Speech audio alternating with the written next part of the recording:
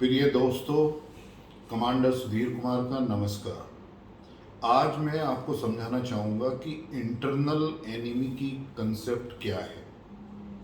आप सभी जानते हैं इंटरनल एनिमी मीन्स जो हमारे बाउंड्री पे दुश्मन है या बाहर जो दुश्मन है, उनसे अलग भी जो हमारे ऐसे दुश्मन हैं जो देश के अंदर ही देश को नुकसान पहुंचाते हैं।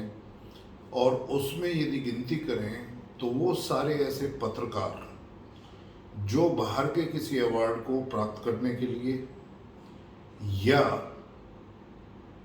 पैसा कमाने के लिए अपने प्रोफेशन के साथ वो ठीक से उचित तरीके से निर्वाह नहीं करते अपनी जिम्मेदारियों का, बल्कि वो देश की सारी ऐसी न्यूज़ जहाँ पर भारतवर्ष को नीचा देखना पड़े या जो हमारे ऑनरेबल प्राइम मिनिस्टर हैं, जो उनका योगदान रहा है, उसको किसी तरीके से नीचे दिखाया जा सके। जैसा आपने देखा है कि पेंडेमिक के बारे में कितना दुष्प्रचार जो है ना वो करा गया है ऐसे मीडिया के लोगों से। ये वो लोग मीडिया के हैं जो बाहर के जो मैगजीन्स हैं, जो न्यूज़ चैनल्स हैं, उनको गलत प्रचार भारतवर्ष के बारे में करते हैं कुछ मोटिवेटेड एजेंडा और वेस्टेड इंटरेस्ट को प्राप्त करने के लिए। तो ये लोग हुए। कुछ अवार्ड वापसी गैंग, जब भी कोई ऐसी घटना होती है तो ये लोग एकत्रित होकर एक अपना प्रभाव करना चाहते हैं कि हम ये जो अवार्ड गवर्नमेंट ने दिए थे इनको हम वापस कर देंगे। लेकिन वो कभी भी भारतवर्ष के जो मुद्दे हैं उनके फेवर में कभी भी ऐसा आह्वान नहीं करते हैं। कुछ लोग कहते हैं कि भारतवर्ष में हम नहीं रह सकते, ऐसे नहीं है अब रहना, हम तो बाहर चले जाएंगे, लेकिन वो नहीं जाते हैं। तो ऐसे भी लोग, तीसरी कैटेगरी आती है कि जो पॉलिटिकल पार्टीज़ हैं अपने वेस्टेड इंटरेस्ट को प्राप्त करने के लिए जगह जगह जो मुहिम चलाती हैं, या एक जो लेफ्टिस्ट माइंड सेट है जो जेएनयू में या जामिया मिलिया में या और किसी यूनिवर्सिटी में इस तरीके का जो टुकड़े टुकड़े गैंग को उकसाती है, उनको सपोर्ट करती है, और वो बार बार इस तरीके के दंगे इन यूनिवर्सिटीज़ में करते हैं और वो देश के खिलाफ नारे लगाते हैं।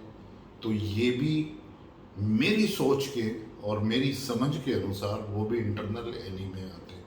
अब ऐसे पॉलिटिशियन हैं जो पॉलिटिशियन इस हद तक जाते हैं, जहाँ पर जम्मू कश्मीर के अंदर देखा गया है या और प्रदेशों के भी अंदर देखा गया है, जो भारतवर्ष को अपना अभिन्न अंग न मानकर वो चाहते हैं कि भारतवर्ष किसी दूसरे देश के साथ में, स्पेशली एनिमी देश के साथ में बातचीत करे, और ये होता है। और अब देखिए आप कि 370 ने किस तरीके से जम्मू कश्मीर में सुधार कर दिया है। लेकिन जो ऐसे पॉलिटिशियन हैं जो वहाँ पर पैसा कमा रहे थे, जो अपने बाल बच्चों को बाहर पढ़ाते हैं, लेकिन पैलेट थ्रोइंग वो वहाँ की गरीब जनता से कराते हैं, पैसा बांटकर उनको सपोर्ट करते हैं, जो ऐसे टेररिस्ट ऑर्गेनाइजेशन को सपोर्ट करते हैं, या दूसरी स्टेट में जो नक्सलाइट ऑपरेशन को सपोर्ट करते हैं और उसमें लिखते हैं और वर्ल्ड मीडिया में जाकर लिखते हैं, ये सभी उसी कैटेगरी में आते हैं। ये किसी टेररिस्ट से कम नहीं है। एक टेररिस्ट जो है वो अपने हथियार लेकर आक्रमण करता है हमारे देश में, हमारे लोगों के खिलाफ, हमारी नेशनल प्रॉपर्टी के खिलाफ, या हमारी जो प्रोसेस है एक उसमें व्यवधान डालने के लिए ये करते हैं। और ये लोग जो हैं ये ग्लोबल एक इम्पैक्ट क्रिएट करने के लिए, न्यूज़ में रहने के लिए इस तरह आह्वान करते हैं। आपने देखा होगा कि किस तरीके से उन्होंने किसान आंदोलन को हाईजैक किया है, किस तरीके से उसमें जो है खालिस्तानी सपोर्ट के जो लोग थे उन्होंने आकर उसको हाईजैक किया, और जिस तरीके से भारत के झंडे का लाल किले पर अपमान किया 26 जनवरी को, वो कितना शर्मनाक है। मैं पूछता हूँ आज सभी भारतवर्ष के लोगों से, स्पेशली युवाओं से, क्या आप इसको झेलते रहेंगे? मेरे ख्याल से नहीं। अब एक टाइम आ गया है कि गवर्नमेंट ऑफ इंडिया को जो हमारे आईपीसी के कानून हैं या जो हमारे सेडिशन के कानून हैं और ये, उसमें हमें प्रश्न चिन्ह लगाना पड़ेगा ऐसे लोगों पर। हमें देखना पड़ेगा कि क्या फ्रीडम ऑफ एक्सप्रेशन का फ़ायदा उठाकर कुछ भी हमारे देश के खिलाफ बोला जा सकता है? क्या फ्रीडम ऑफ एक्सप्रेशन या फ्रीडम ऑफ प्रेस का फ़ायदा उठाकर हमारी आर्मी को नीचा दिखाया जा सकता है? हमारी आर्मी के खिलाफ बोला जा सकता है? क्या उनका मनोबल तोड़ा जा सकता है? या एक जो हमारे दुश्मन देश हैं उनकी जो विचारधारा है, क्या उसका समर्थन किया जा सकता है?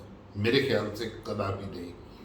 कोई भी हिंदुस्तान का नागरिक ये नहीं चाहेगा कि अब जिस तरीके से भारतवर्ष एक सेल्फ रिलायंट नेशन की तरफ बढ़ रहा है, जिस तरह से हमारी इकोनॉमी पेंडेमिक के बावजूद भी एक बहुत ही सुदृढ़ अर्थव्यवस्था की तरफ बढ़ रही है, क्या हम चाहेंगे कि इन सब चीज़ में ये जो इंटरनल एनिमीज हैं वो उसमें रोक लगाएं, वो उसमें विक्टिम पैदा करें?